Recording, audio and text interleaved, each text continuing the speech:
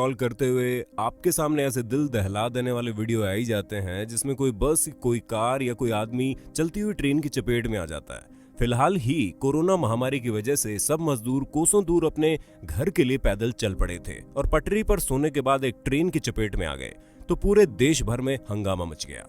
आप कभी भी अखबार उठा के देखो तो कोई एक दो खबरें ऐसी मिल ही जाती है जहां पर कोई जानवर जैसे हाथी या भैंस वगैरह पटरियों पर कटा पड़ा मिलता है। ये सब पढ़कर देखकर हर किसी के मन में यही आता है कि ट्रेन ड्राइवर इमरजेंसी ब्रेक क्यों नहीं लगाते, सामने गाड़ी, इंसान या जानवर देखकर वो ट्रेन को क्यों नहीं रोक लेते, या फिर ट्रेन की चैन खींच दो तो क्या होता है। जी हाँ, हमें पता है कि ये सवाल कभी ना कभी आपके मन में जरूर आया होगा और आज हम आपके इन्हीं सवालों का जवाब भी देंगे और साथ ही बताएंगे कि भारतीय रेल से संबंधित कुछ इंटरेस्टिंग बातें। हमारी टीम आप तक ऐसा हेल्पफुल, नॉलेजेबल वीडियो पहुंचाने के लिए दिन रात मेहनत करती है। उनको सपोर्ट करने के लिए आप सब्सक्राइब। इमरजेंसी ब्रेक नहीं खींचनी चाहिए। आम जनता को कोई आइडिया नहीं है कि इमरजेंसी ब्रेक दबाने के बाद भी रुकने में ट्रेन कितना समय लेती है या दूरी तय करती है। ब्रेक लगाने के बाद रुकने की दूरी को ब्रेकिंग डिस्टेंस कहते हैं।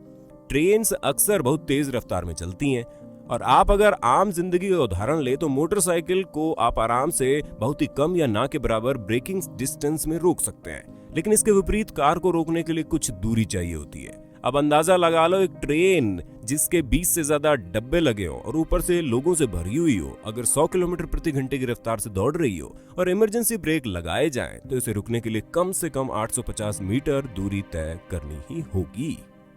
कोई मालगाड़ी जिसमें 4500 टन का सामान भरा हो और 80 किलोमीटर प्रति घंटे की रफ्तार से चल रही है तो इमरजेंसी ब्रेक लगाने पर लगभग 1 किलोमीटर दूरी तय करके ही रुकेगी। इसलिए अगर कोई दुर्घटना होने से बचाना है तो कम से कम 1 किलोमीटर पहले ब्रेक लगाना पड़ेगा, जो कि कभी मुश्किल से ही हो पाता है क्योंकि आमतौर पर इतने आगे का नहीं दिखता है। एक नॉर्मल 2 डिग्री कर्व भी 500 मीटर आगे का दृश्य रोक देती है और अगर आसपास बिल्डिंग्स, पेड़ वगैरह हो तो काम और मुश्किल हो जाता है।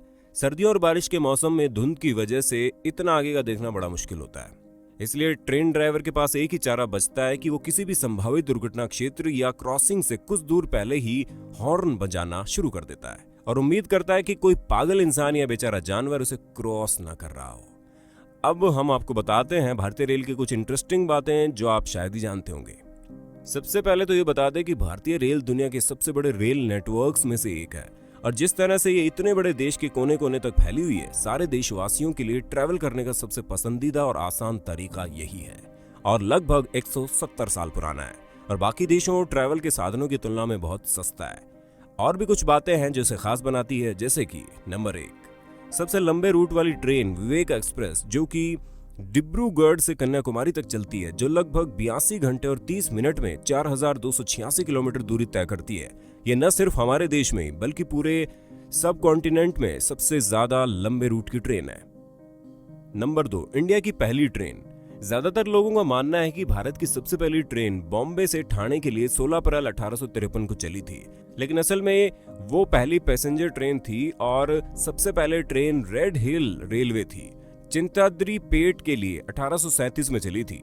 ये सर आर्थर कॉटन ने बनाई थी और ग्रेनाइट के ट्रांसपोर्टेशन के लिए काम में ली गई थी। नंबर 3, इंडिया की सबसे फास्ट ट्रेन।